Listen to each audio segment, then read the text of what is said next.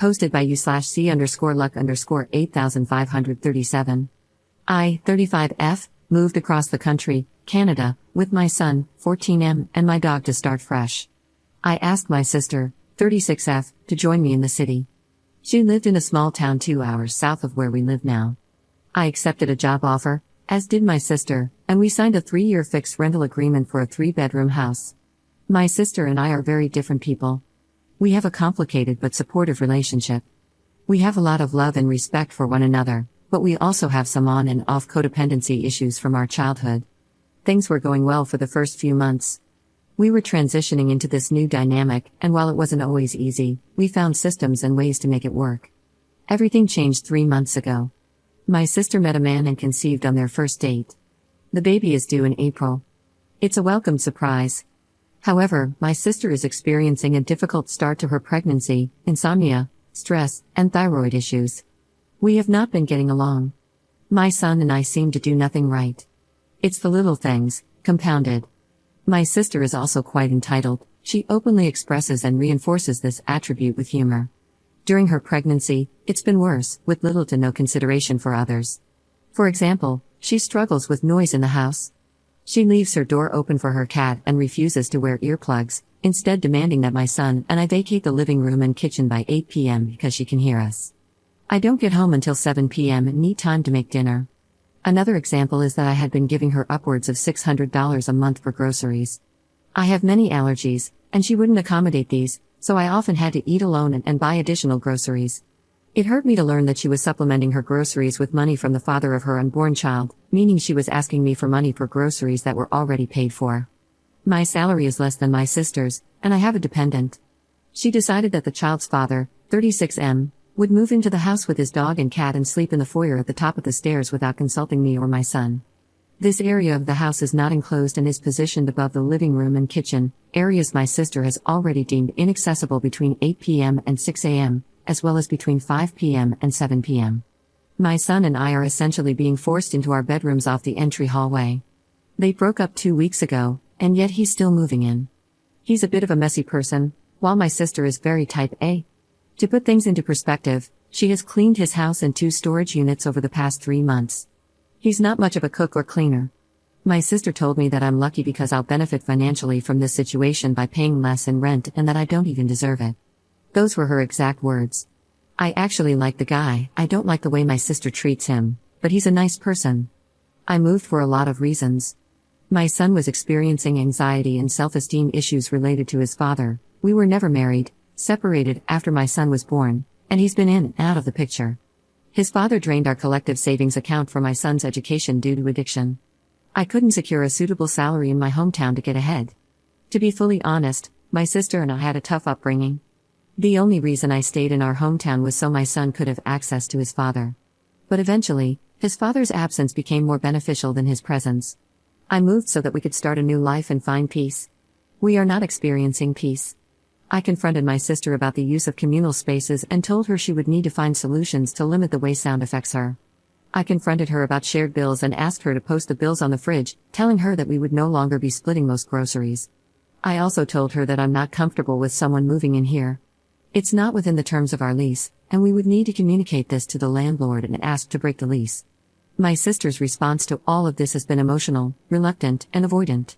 She simply cries, yells, and walks away. She claims that I am abandoning her. I feel exhausted, exploited, and manipulated. It's affecting my work, personal life, and ability to enjoy life. My son is also experiencing anxiety. He has sports and extracurriculars most days after school, and I am adamant about discussing adult matters without him around. However, he has witnessed some arguments and knows that we are not getting along. I want to leave this situation. I know I have to. I feel like I am abandoning her, not just because she tells me so, but because everything is chaotic and I want to leave. I didn't sign up for this. I don't agree to live with my sister, her estranged ex-boyfriend of 3 months, and his 2 pets. I don't know where to start or how to do this. I know I need a couple of months to save up for first and last month's rent. Update 2 months later. Posting on Reddit was an absolute wake-up call. My sister found the post, and she and her ex completely berated me in a government building conference room after hours. When I remained adamant about moving out, things got substantially worse. My sister decided that her ex would not move in and that we would both move out. I notified the landlord and gave him 60 days' notice. I found a place for myself and my son. It's within my budget and absolutely perfect. With an exit in sight, things started to feel more tolerable. Come mid-November, there was still the issue of shared assets, so I braced for the difficult conversation with my sister via text, requesting to set a date and time to discuss things. Her actual reply was, "Suck my bleep, I'm blocking you." I remember being shocked. This was completely out of character. That night, my son and I got in late to find the internet password had been changed, with a message on the chalkboard stating that unless I dropped the topic of shared assets and prepaid the upcoming electric bill, she would not reveal the Wi-Fi password. We live in an area without cell coverage, so I couldn't even message her to call her out. I'm not proud of it, but I went to the garage, unplugged the router, and locked it in my truck. When she confronted me, she was furious.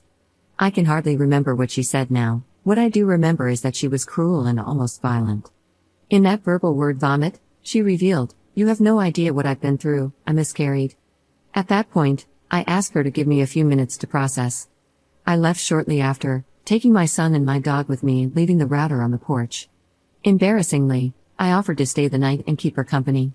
I now realize that, in order to support someone, we have to ask ourselves if it's safe, if we have the capacity to offer support, and if the person has the capacity to accept it. She gave a half-hearted apology a couple of days later. After that, she grieved independently, almost silently. My son and I grieved separately, being careful to follow her direction and boundaries of not talking about it. Weeks felt like months. The house was cold. Any level of contact or coordination sparked a fight. In therapy, I began to unpack the events of the last year. I learned a great deal about myself, particularly in regard to my self-integrity. I've come to understand my role in perpetuating her controlling behaviors and my lack of self-esteem, which snowballed under our shared roof, leaving me in a state of ambivalence and complacency. I recognize the ways in which my sister held little to no regard for my autonomy, often using emotional manipulation to force my submission. I know this is abuse. I also know that when she got cold, I got colder. I am not innocent in all of this. Someone once described us as an immovable object meeting an unstoppable force. I think there are times when we each play either role. I carry deep compassion and love for my sister and remain forever empathetic. I remain optimistic that she will come to her own realizations that reconnect her with her humility. I am terribly sorry for her loss and often find myself worrying about her well-being. I have hope that, in time, we can build a stronger, more sustainable dynamic. I am painting my bedroom at my new place. Even with my son on the other side of the country this holiday, I feel at peace here. I hope my sister finds peace too. A day will come when we can overcome some of these hardships, but that day is not today.